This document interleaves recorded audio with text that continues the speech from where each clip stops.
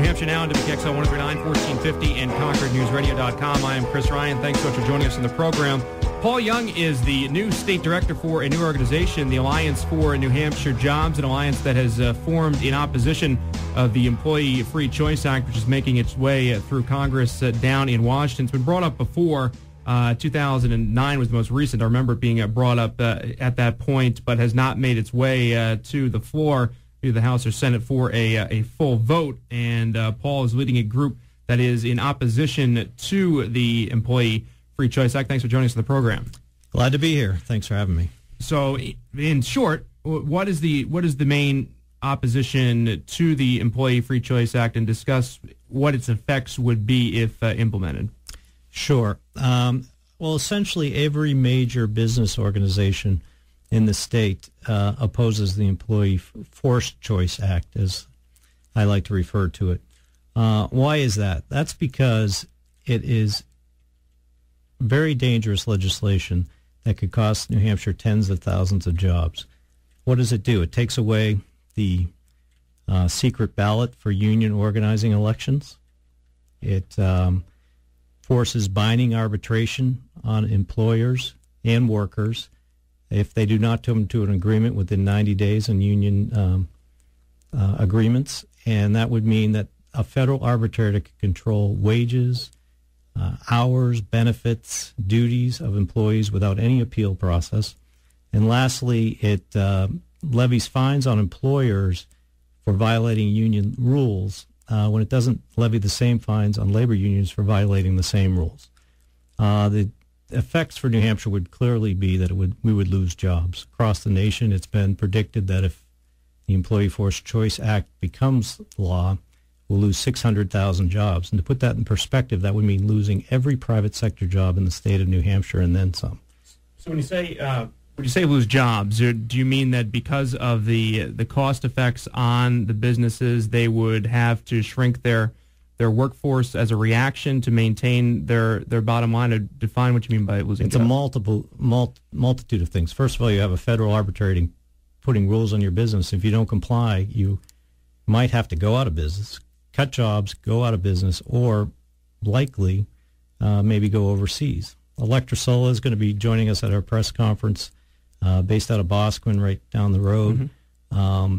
They're an international business. They don't have to be in New Hampshire, and they don't have to be in the United States. And if you're going to force them to dictate to them and their employees what they have to do, these workers have worked hard for these for the rights that they have, and now the federal government wants to come in and take it away. It's very onerous legislation. Yeah, we've talked about it on the show many times before, the fact that in this environment, we need to do whatever we can to allow small businesses here in the state of New Hampshire and across the country to survive. And as you mentioned before, and many companies have, they've moved their operations overseas, particularly when it comes to manufacturing, because that is the best way to maintain a lower bottom line and to expand your profits.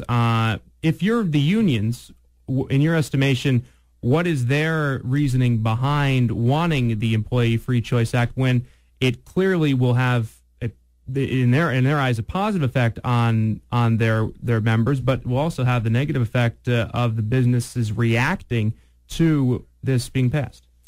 Well, let me just say, the only people that will benefit from this law are the national labor bosses.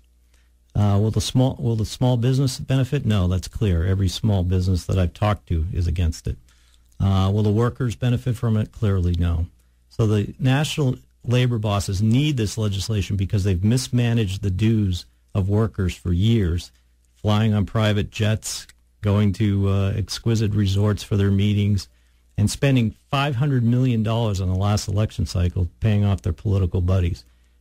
The result of that is that their pension funds are near bankruptcy, nearly all of them. They need to grab power. They need to expand their revenue source, and they're desperate. And desperate men do desperate things. This is a desperate piece of legislation that would affect people in New Hampshire dramatically. Our phone number, 224-1450, 224-1450. Have unions become more powerful over the last 10 to 25 years or less powerful?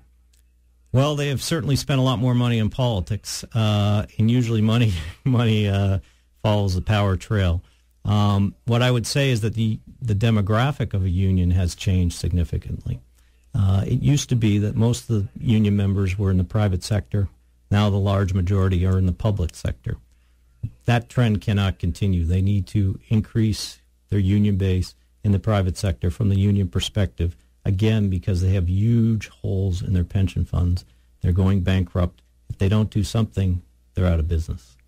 It's Paul Young, State Director for the Alliance for New Hampshire Jobs, and what you're saying is correct in regards to the amount of money they put into political campaigns. The number that they spent running negative advertisement, the AFL-CIO, against John McCain's campaign in 2008 was in the millions and millions of dollars. What do you think the union's role should be in America, and how have they exceeded it? Because obviously there is a need for unions, a need to protect workers' rights. Perhaps it has gotten a little bit out of control, but there is obviously that need for unions, is there not? Well, I'm not anti-union. This is a pro-worker, pro-business organization. I'm a Jack Kemp Republican. That's how old I am. Yep. A lot of people don't remember Jack, but he was very pro-union. There was a time in America where unions played a very important role. The problem is the union that I support, the union that we all remember, doesn't exist anymore. It's now a bunch of fat cats throwing political power around who obviously don't care enough about the workers to not spend their pension fund money down the drain for political favors and other things and driving around in fancy jets.